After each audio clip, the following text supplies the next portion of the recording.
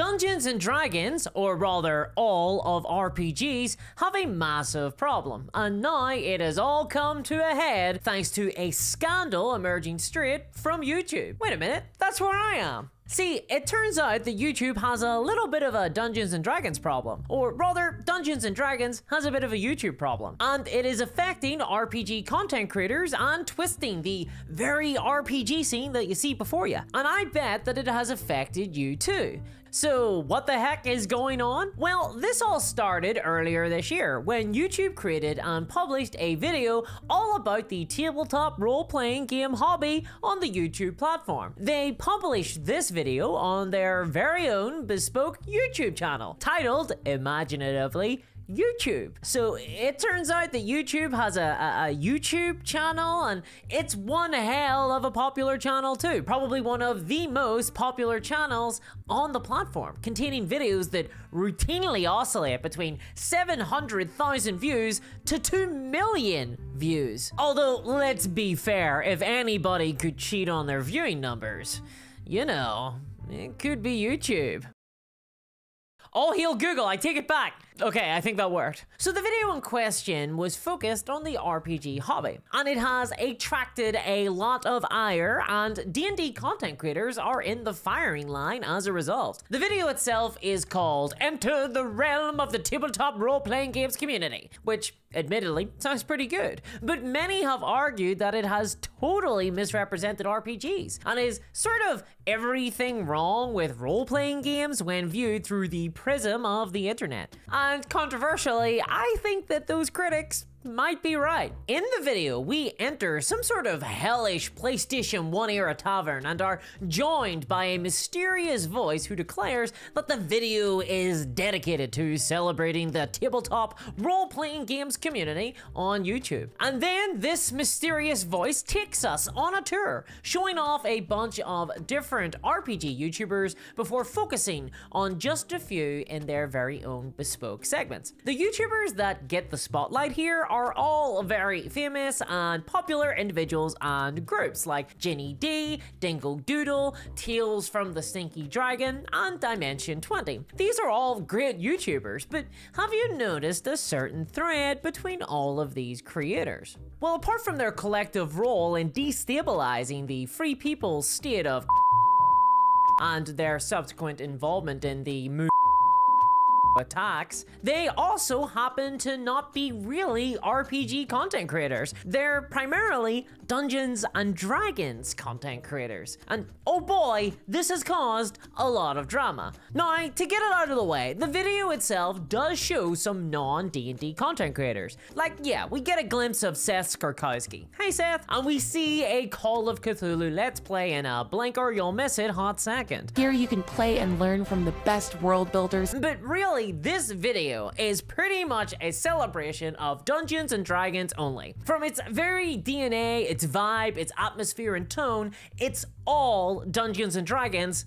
all of the time, which is a bit rich for a video that is overtly claiming to be celebrating the realm of tabletop role-playing games. Because they say that, but then we get this. That's Dungeons and Dragons. There's some more Dungeons and Dragons. Oh, hey, look, it's Dungeons and Dragons. Dungeons and Dragons, what are you doing here? Boy, role-playing games are so varied and filled with different experiences. You know, so long as they can all be encountered at a medieval tavern table, of course. And YouTube has really gone all out in giving the impression that RPGs are D&D only. They actually go so far as to feature the Dungeons and Dragons Player's Handbook. And they feature D20s prominently, a die that is, of course, associated with Dungeons and Dragons. And they even assign every single content creator that they feature a moral alignment, as seen in the hit game Dungeons and Dragons. Ginny D is neutral good, apparently. Sadly, they didn't feature me in this video, though I like to think that I'd have probably been assigned the chaotic evil alignment. Now, this video was incredibly popular. It's probably one of the most popular videos in the entire RPG scene. It was viewed by a whopping 1 million people and is hitting a super valuable audience on YouTube. The audience of people who haven't yet tried an RPG. And anyone who watches this will be walking away from the video with the impression that tabletop role-playing is Well, it's D&D. And even worse, the tone of this video is absolutely dripping with saccharine whimsy, which will annoy a lot of primarily Dungeons & Dragons players who know that Dungeons & Dragons isn't about fun, it's about grinding, attritional warfare between player and GM until one side inevitably quits the game entirely out of absolute frustration and therefore loses. Iron Man!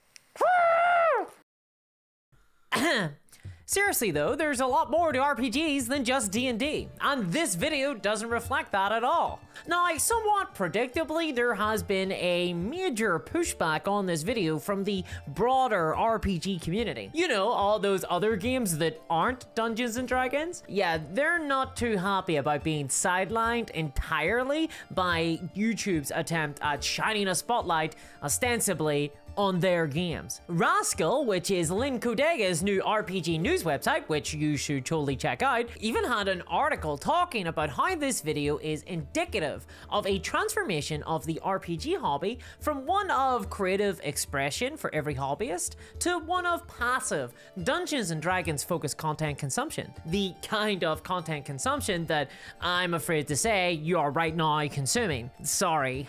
Which, to be honest, I mean, yeah. This tabletop video is a YouTube video made by YouTube to be featured on YouTube on behalf of YouTube. They're more interested in packaging D&D and RPGs as content to be consumed on their platform, rather than accurately reflecting what the tabletop role-playing game hobby truly is. That is sort of the entire scheme that YouTube have got going on here. But nevertheless, I still agree with Lynn Kodega in her argument that the video is super reductive, and I get why she feels almost offended about its existence. I think that this was a great opportunity to feature a more diverse group of creators who cover a wider variety of games, and maybe get some eyeballs on YouTubers who don't traditionally get as many views. So it's a real shame this opportunity was missed. However, if I were to put on my devil's advocate hat, oh, there it is. What else could YouTube do? This video reflects exactly the type of RPG content that is popular on YouTube. After all, Dungeons & Dragons is simply the most popular RPG, and if you look across the RPG YouTube space, there is mostly D&D content as a result. In fact, I suspect that whoever at YouTube compiled this video, they started off by assembling the creators featured in it by clicking into the Dungeons & Dragons YouTube category and picking up the biggest creators who showed up first. Hold on, wait a minute. Why is the tabletop role-playing game section of YouTube called Dungeons & Dragons? Like, why does Dungeons & Dragons get its entirely own category? Oh no.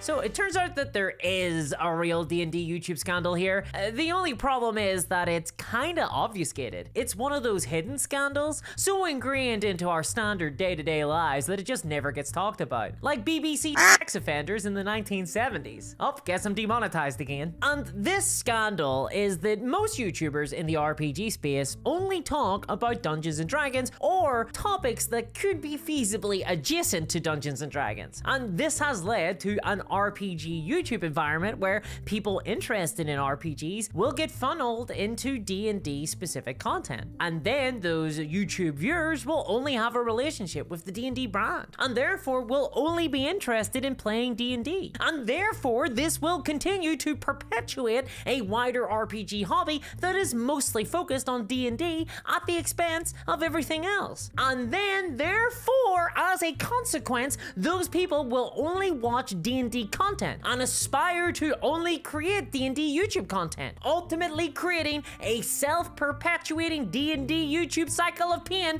that will continue on forever and ever and ever and ever, and now I got a headache. Yeah, that's pretty bad, and it's something that almost every single YouTuber knows about and is kind of complicit in, myself included. But there is an explanation for this D&D content in, content out, self-fulfilling phenomenon, and it's right in front of all our eyes. It's called the YouTube homepage algorithm. See, from the perspective of a content creator on YouTube, hi? If I don't talk about D&D, then I will get less clicks on my videos, and therefore I'll get less views, and frankly, that means that my videos won't perform as well. And underperforming videos can genuinely wreak hell on a YouTube channel. For many content creators, making videos on YouTube costs a lot of money. It might not always look like that, but it's true. There's a lot of hidden costs to this whole dealio. Personally, for me, I have an employee, an editor that I pay a living wage. Ignore whatever text he's put up on the screen. I also buy cameras, costumes. I spend days writing scripts for these videos, and I spend even longer researching the topics that I cover. The content that I produced actually costs a lot of money, and there is a risk that I lose money when I produce one of these videos. I need them to perform well. And yet, all people see is me sitting inside a lava lamp talking to a camera. That's movie magic, folks. And that's why things like Patreon are so important for supporting creators, which reminds me, I have a Patreon below. Feel free to check it out for a bonus video every month and a whole free game. That's right, I'm giving a game away. So a video underperforming means that a YouTuber can actually lose cash. That's pretty bad. But that isn't even the worst of it. That's just like the small potatoes part. And believe me, I'm Irish, I know my potatoes. The real problem is that YouTube is absolutely merciless for creators. I don't know if most viewers realize this, but it only takes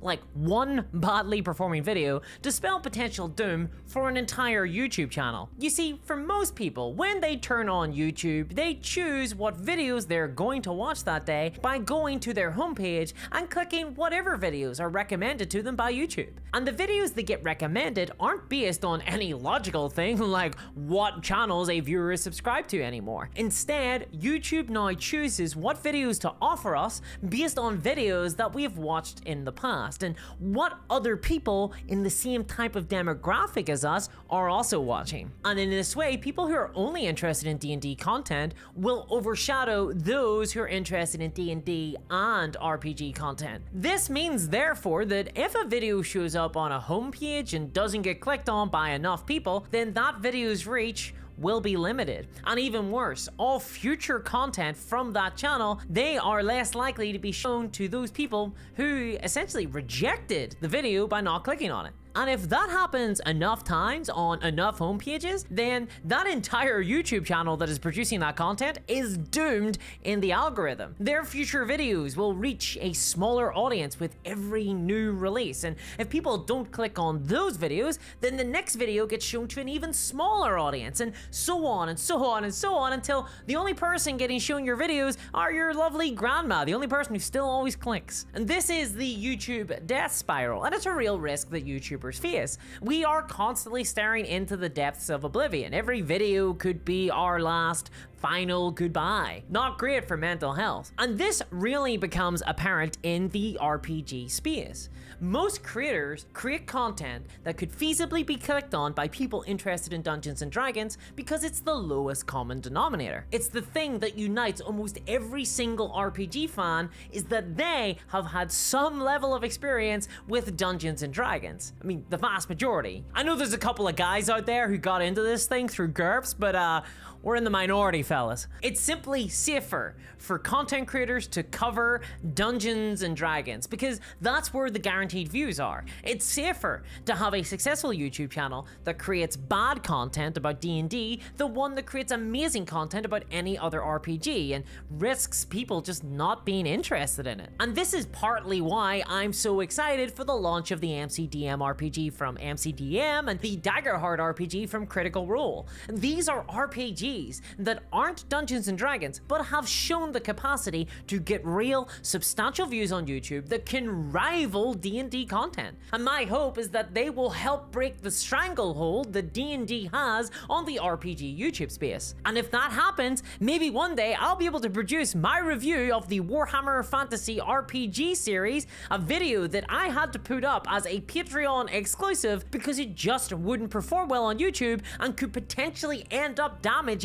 my entire channel if I were to publish it. Now, importantly, I'm not blaming people who are interested in D&D content. Of course I'm not. I'm interested in D&D content too. I mean, I watch the Dungeon Dudes. But this is just the reality of creating content on the YouTube platform. D&D is guaranteed clicks when compared to any other RPG. But maybe that will change one day, and the next video from YouTube called Enter the Realm of the Tabletop Role-Playing Games Community will instead be about content creators who cover games like Call of Cthulhu or the Smallville RPG, huh? Gonna be the #1 biggest Smallville RPG content creator on this platform one day.